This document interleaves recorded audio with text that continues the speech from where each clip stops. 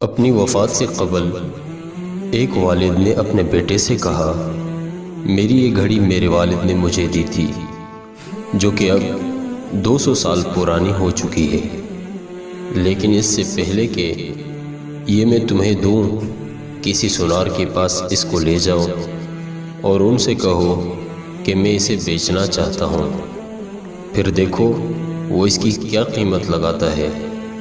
بیٹا sonar کے پاس گھڑی لے گیا۔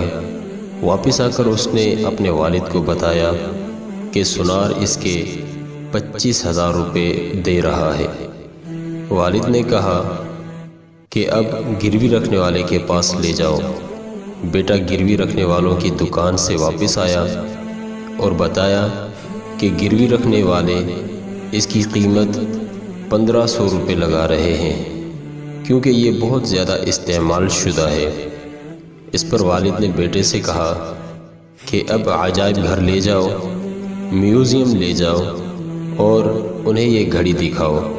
وہ عجائب گھر سے واپس آیا اور پرجوش انداز میں والد کو بتایا کہ عجائب گھر والوں نے اس گھڑی کی قیمت 8 کروڑ روپے لگائی ہے کیونکہ یہ بہت نایاب ہے اور وہ اسے اپنے مجموعے میں شامل کرنا چاہتے ہیں۔ اس پر والد صاحب نے کہا، میں تمہیں صرف یہ بتانا چاہتا ہوں کہ صحیح جگہ پر ہی تمہاری صحیح قدر ہوگی۔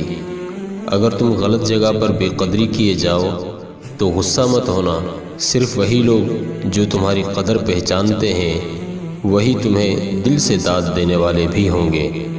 اس لیے اپنی قدر پہچانو اور ایسی جگہ پر مت رکنا جہاں تمہاری قدر پہچاننے والا کوئی نہ ہو۔